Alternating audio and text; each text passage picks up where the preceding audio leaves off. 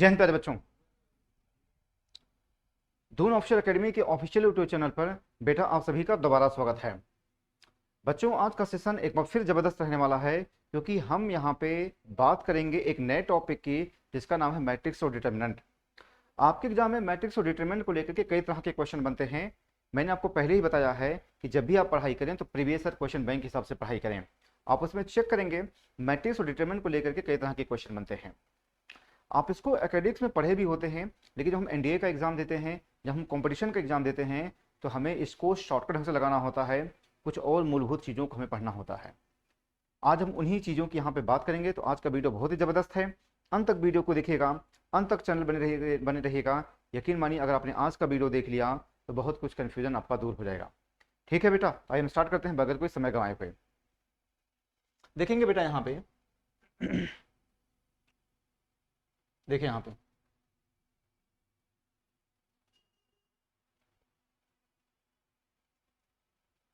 ये सबसे पहले इसके बेसिक कॉन्सेप्ट को आपको समझना जरूरी है। जैसे यहाँ पे मैंने बेसिक कॉन्सेप्ट यहाँ पे मैंने बनाया है। यहाँ पे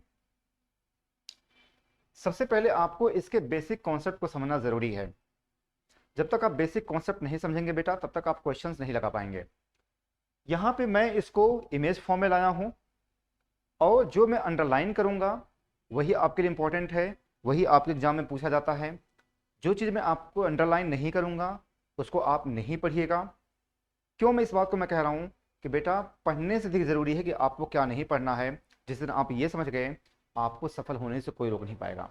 ठीक है, तो ध्यान रखिएगा, जो मैं यहाँ पे अंडरलाइन करूँगा, जो मैं आपको बताऊँगा, केवल उन्हीं चीज़ों को फॉलो करिएगा, बाकी अपना दिमाग नहीं चलाइएगा। ठीक है बेटा, तो आइए हम शुरू करते हैं यहाँ पे। देखिए आपके एग्जाम में कहाँ कहाँ से क्वेश्चन बनते हैं, देखेंगे यहाँ पे।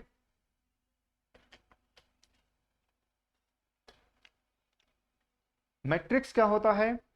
अरेंजमेंट ऑफ नंबर्स होता है। पहला यहां से बनता है क्वेश्चन। मैट्रिक्स क्या होता है बेटा? अरेंजमेंट ऑफ नंबर्स होता है। पहली बात, यहां से क्वेश्चन बनते हैं।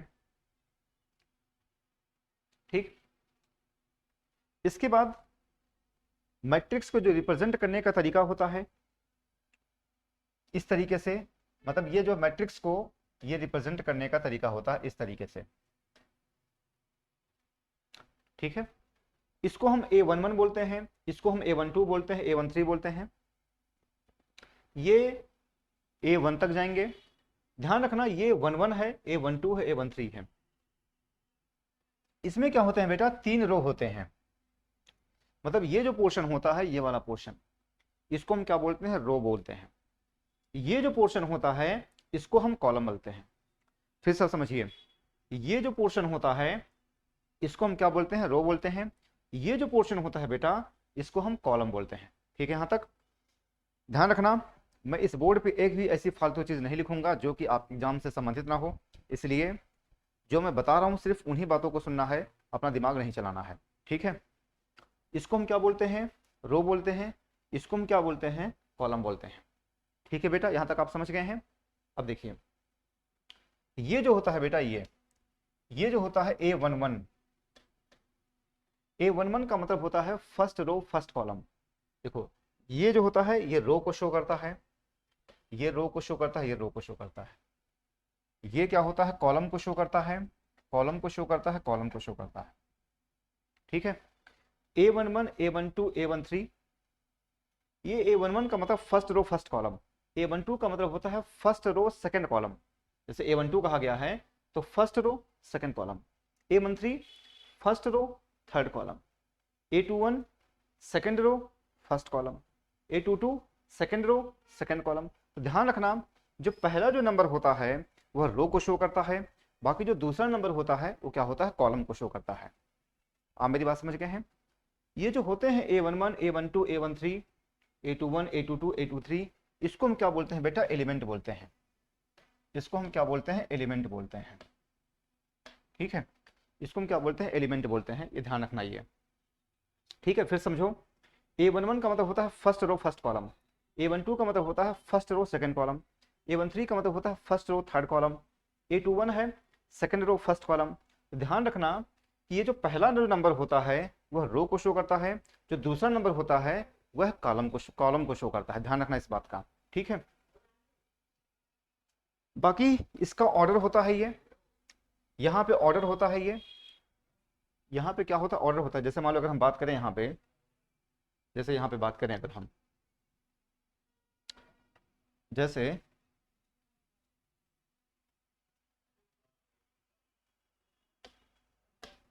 अगर हम ऐसे बात करें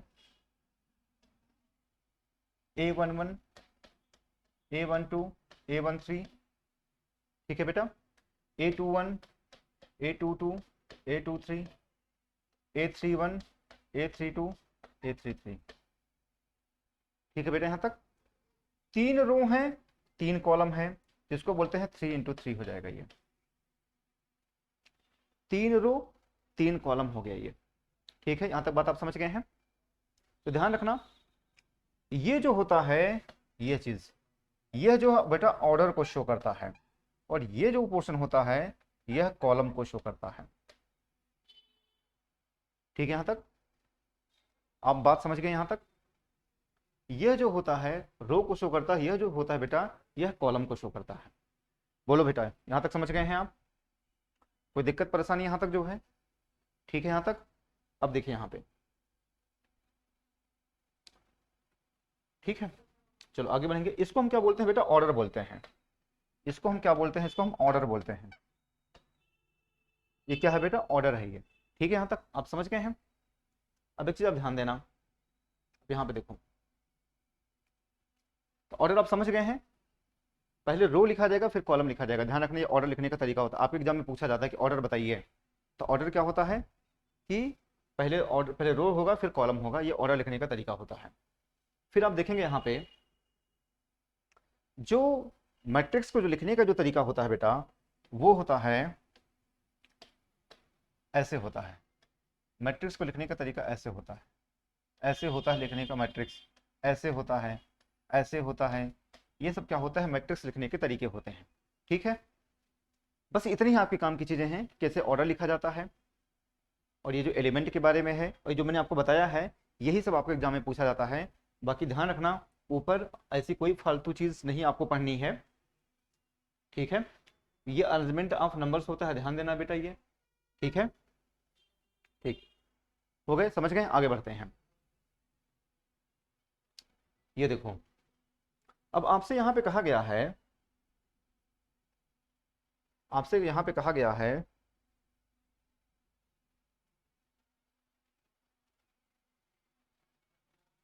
देखिए यहां पे क्या कहा गया, construct a matrix A is equal to a i j of order 3 by 3 whose elements are given by a i j is equal to i plus j का होल स्क्वायर बाई 2। यहां पे ये ऐसे दिया गया है, ठीक है। यहां तक यानी आपको एक जो है मैट्रिक्स आपको जो है बनाना है जिसका ऑर्डर 3 by 3 है, और a i j is equal to i plus j का होल स्क्वायर बाई 2 दिया गया है, ठीक है। 3 by 3 का मतलब क्या होता है कि 3 रो 3 कॉलम। ए आई जे का मतलब होता है, आई आई का मतलब क्या होता है? यह रो को शो करता है, जो ये होता है बेटा यह कॉलम को शो करता है।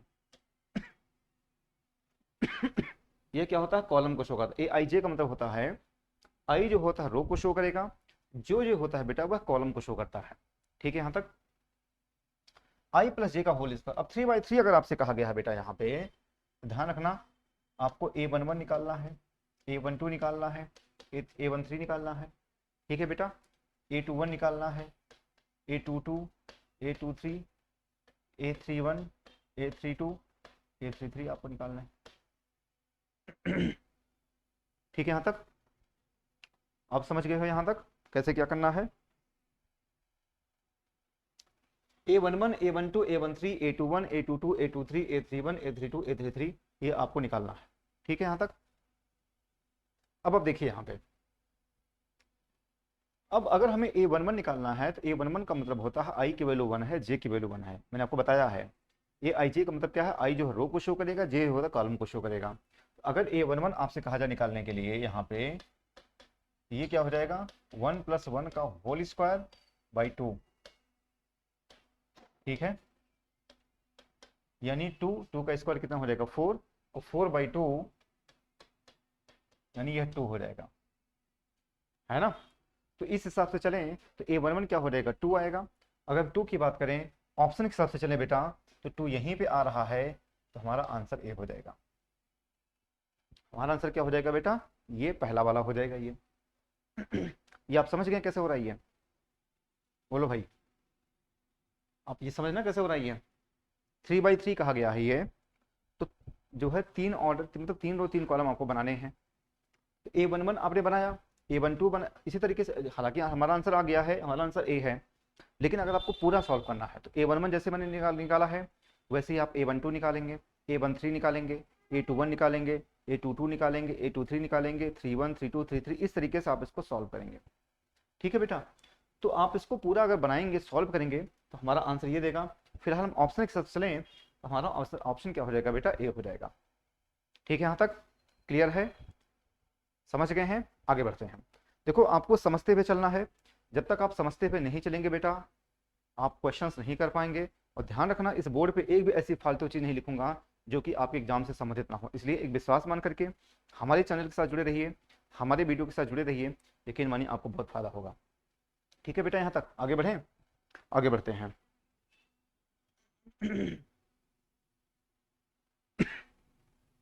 ये वही सॉल्व किया गया है यहाँ पे, ये सॉल्व किया गया है, AI11, A12, A13 ये सब सॉल्व किया गया। ठीक है, आगे बढ़ते हैं।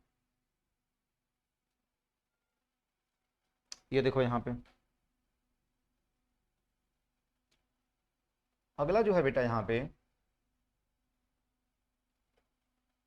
देखो, यहाँ पे क्या कहा गया है, diagonal elements of A matrix. क्या कहा गया बेटा, diagonal elements of A matrix. एक होता है डायगोनल मैट्रिक्स, एक होता है diagonal elements of A matrix. यहाँ पे क्या है, diagonal elements of A matrix. ठीक है, ये जो पोर्शन होता है बेटा, ये वाला पोर्शन,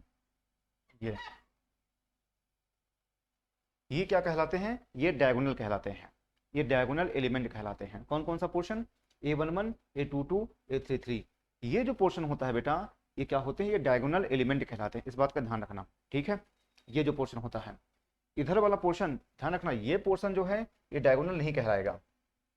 ये जो पोर्शन होगा बेटा, ये डायगोनल नहीं कहलाएगा। जब भी डायगोनल की बात होगी तो आप इसी का यूज करेंगे, ये होते हैं डायगोनल एलिमेंट।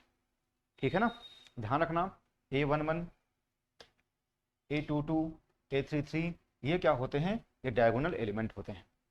ठीक है बेटा, यहाँ तक आप समझ गए हैं, आगे बढ़ते हैं।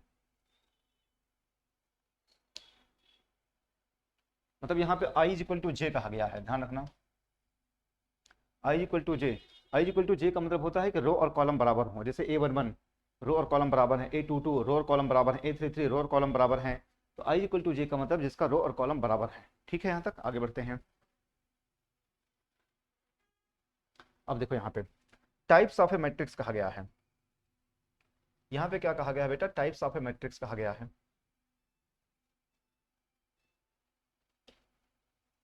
टाइप्स ऑफ ए मैट्रिक्स यहाँ पे कहा गया है। पहला क्या है बेटा, रेक्टेंगुलर मैट्रिक्स। ये भी आपके एग्जाम में बहुत पूछा जाता है टाइप्स ऑफ मैट्रिक्स को लेकर के। तो पहला क्या है बेटा, रेक्टेंगुलर मैट्रिक्स यहाँ पे है। रेक्टेंगुलर मैट्रिक्स का मतलब होता है क्या, कि रो और कॉलम जो है सेम ना हो। रेक्टेंगुलर मैट्रिक्स का मतलब क्या होता है कि rows and columns are not equal, rows and columns are not equal, ये क्या होते हैं, रेक्टेंगुलर मैट्रिक्स कहलाते हैं। ठीक है, जैसे यहाँ पे देखो, यहाँ पे 2 रो है, एक ये रो है और यह एक रो है, यह एक कॉलम है, यह एक कॉलम है, यह एक कॉलम है ना। तो 2 रो 3 कॉलम यहाँ पे है। तो ध्यान रखना, रेक्टेंगुलर मैट्रिक्स का मतलब होता है कि जिसका रो और कॉलम जो है बराबर ना हो, वो क्या होते हैं, रेक्टेंगुलर मैट्रिक्स कहलाते हैं। ठीक है, आगे बढ़ेंगे। बाकी इसमें कोई भी फालतू चीज नहीं पढ़नी है, ध्यान देना, जो मैं कह रहा हूं सिर्फ उसी को पढ़ना है, अपना दिमाग नहीं चलाना है। ठीक है बेटा, आगे बढ़ेंगे। ये देखो यहाँ पे क्या कहा गया है,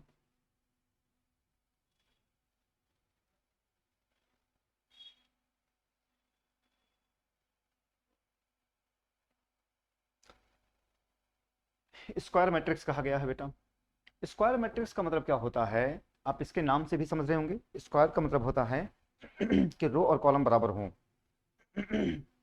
रोज एंड कॉलम्स क्या हो, यह इक्वल हो,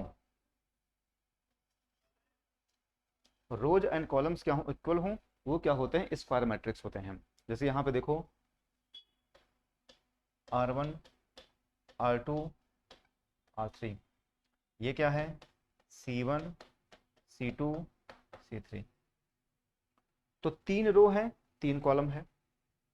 आप मेरी बात समझ गई है, 3 रो है 3 कॉलम है, तो ये क्या होते हैं, ये स्क्वायर मैट्रिक्स कहलाते हैं। यानी जहां पे रो और कॉलम क्या होते हैं, बराबर होते हैं, वो क्या होते हैं, स्क्वायर मैट्रिक्स कहलाते हैं। ठीक है, यहां तक आप समझ गए, यहां तक आगे बढ़े, आगे बढ़ते हैं, आगे बढ़ते हैं यहाँ पे।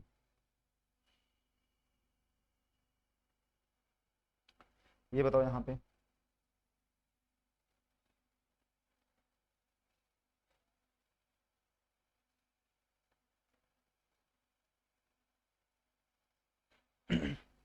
अगला क्या है बेटा, रो मैट्रिक्स यहाँ पे दिया गया है।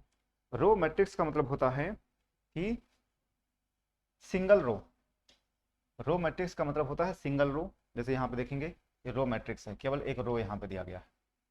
अच्छा, अगर हम इसके ऑर्डर की बात करें तो रो कितने हैं, 1 है, कॉलम कितने हैं, 3 है, तो 1 इंटू 3 हो जाएगा। तो रो कितने हैं, 1 है, कॉलम कितने हैं, 3 है। ठीक है, तो 1 इंटू 3 क्या देगा, यह रो मैट्रिक्स देगा ये। ठीक है, यहाँ तक आप समझ गए हैं, ये हो जाएगा, क्लियर है ना यहाँ तक। ठीक है, तो ये सिंगल रो होता है। ठीक है बेटा, और आगे जो बेटा दिया गया है ये कॉलम मैट्रिक्स, आगे क्या है बेटा, ये कॉलम मैट्रिक्स दिया गया है। ठीक है, column matrix only single column, column matrix का मतलब ओनली सिंगल कॉलम। जैसे यहाँ पे देखो, ठीक, यहाँ पे कॉलम 1 है, रो 3 है, कॉलम 1 है, तो 3 इंटू 1, ये क्या होते हैं, कॉलम मैट्रिक्स होते हैं। ठीक है बेटा, यहाँ तक आप समझ गए हैं। तो इस तरीके से आपको जो है, जब तक आप कॉन्सेप्ट नहीं सीखें बेटा, क्वेश्चंस नहीं लगा पाएंगे। इससे मेरा सुझाव ये है कि सबसे पहले आप कॉन्सेप्ट को देखें, फिर आप क्वेश्चंस को लगाने की शुरुआत करें। ठीक है बेटा, बाकी देखो देखो टॉपिक बहुत बड़ा है ये, हम हर चीज़ को यूट्यूब पे मतलब जो है, हम हमारे पास इतना टाइम नहीं होता है कि हम जो है यूट्यूब पे आपको इतना टाइम दे पाएँ, क्योंकि हम अपने ऑफलाइन क्लास में बिजी रहते हैं। इसलिए मेरा सुझाव यह है कि बेटा अगर आपको सिलेक्शन लेना है तो आपको कंप्लीट कंटेंट पढ़ना चाहिए। कंप्लीट कंटेंट के लिए जहाँ से आप इस वीडियो को देख रहे हैं वहाँ पे कोई अच्छा सा ऑफलाइन कोचिंग सेंटर ज्वाइन करें। अगर आप हमारे पास आना चाहते हैं, दून ऑफिसर अकेडमी आना चाहते हैं, देहरादून आना चाहते हैं, तो बेटा आपका वेलकम है। क्यों मैं इस बात को मैं कह रहा हूँ, क्योंकि हमारे यहाँ जो ऑफलाइन क्लास की व्यवस्था है, हमारी 2 घंटे की मैथ्स की class, doubt class, extra class, revision class, बहुत सारी क्लासेस हम आपको प्रोवाइड करवाते हैं। यही वजह है कि बढ़िया रिजल्ट हमारे यहाँ से रहा है। बाकी यहाँ पे आप आएंगे आपको पता चल जाएगा। ठीक है, तो जो भी अगर आपके व्यूवर्स हैं, जो भी आपके जानने वाले पहचानने वाले हों, सभी के पास हमारा वीडियो, हमारा चैनल उनके पास शेयर करिए, ताकि उनको इस बात की समझ हो सके कि एनडीए की तैयारी किस तरीके से किया जाता है, किस तरीके से पढ़ाई किया जाता है, किस तरीके से क्वेश्चन बनते हैं, उनको भी इस बात का पता चल सके। क्योंकि जब तक आपको बढ़िया डायरेक्शन नहीं मिलेगा बेटा, आपका सिलेक्शन कभी नहीं होगा।